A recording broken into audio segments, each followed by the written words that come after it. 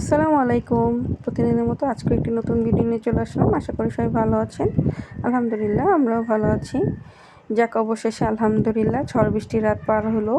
তো আজকে সকাল থেকে একটু আকাশে মেঘ আছে কিন্তু বৃষ্টি নাই।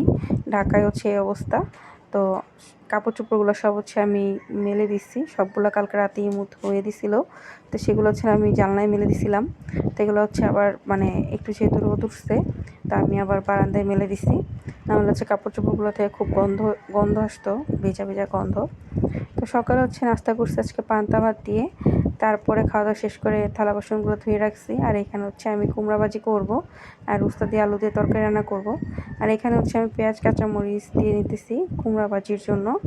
আর এই কড়াইতে হচ্ছে আমি মাছ ভাজতেছি। এই পাঙ্গাস মাছগুলো ছিল ফ্রিজে, তো এগুলো খাই শেষ করে ফেলবো। যেহেতু বাসা চেঞ্জ করব, তাই আসলে ফ্রিজ মোটামুটি খালি করার চেষ্টা করতেছি। না হলে হচ্ছে কী হয়, ঝামেলা হয়, যে আমার কাছে মনে হয় যে মাছ মাংসগুলো নষ্ট হয়ে যাওয়ার চান্স থাকে। তো এখানে হচ্ছে আমি একটু জিরা বাটা ওই তেলেই, মাছ ভাজা তেলেই আমি একটু জিরা বাটা আর পেঁয়াজ বাটাটা দিয়ে দিছি। তারপরে হলুদ লবণ মরিচ দিয়ে ভালো করে নাড়াচাড়া মশলাটা কষাই নেব। আর এখানে কুমড়া ভাজিটা বারবার হচ্ছে আমি নাড়াচাড়া করে দিতেছি। কুমড়া ভাজি থেকেই পানি বের হয়েছে, কিন্তু কুমড়াটা হচ্ছে খুবই শক্ত ছিল। ভাজি করার পরেও অনেক সময় নিয়ে ভাজি করার পরেও হচ্ছে কুমড়াটা সিদ্ধ হয় নাই ভালো করে। আর এখানে হচ্ছে আমি যে উস্তা আলু ভাজি বলতেছি, তরকারিটা রান্না করবো উস্তা দিয়ে আলু দিয়ে, আলুটা দিয়ে দিচ্ছি। আর কুমড়া ভাজিটাও বারবার আমি চেক করতেছি যেন নিচে না লেগে যায়। তো আলুটা হচ্ছে সিদ্ধ করার জন্য একটু পানি দিয়ে দিয়েছিলাম। আর এখানে হচ্ছে পানিটা শুকায় যাওয়ার পরে উস্তা আর আলু একসাথে দিয়ে দিচ্ছি। আর আমি ভাত বসাই দিছি।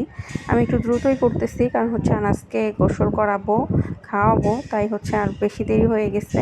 তাই মাছগুলোও দিয়ে দিছি। উস্তা দেওয়ার পরে যখন পানি দিচ্ছি ঝোলের জন্য, তারপরে মাছগুলো দিয়ে দিছিলাম। তো এখন হচ্ছে আমি খাওয়া দাওয়া করতে বসছি। আনাজকে খাওয়া দাওয়া করানো শেষ, কিন্তু আনাজ এখনও ঘুমায় নাই। তো এখানে হচ্ছে আমি বিকালবেলা মাগরিবের আগে দিয়ে একটু চিপস খাইতেছিলাম। তো আসলে তখন কারেন্ট ছিল না। আর ঝড় বৃষ্টির রাতে কারেন্ট সারাদিন সারা রাত ছিল না, দিনে ছিল কিন্তু সারা রাত কারেন্ট ছিল না। তো আবার এখন কারেন্ট চলে গেছে। তারপর হচ্ছে আমি একটু চা বসাইছিলাম, চাটা খাবো। আর সাথে নুডলসও রান্না করছি।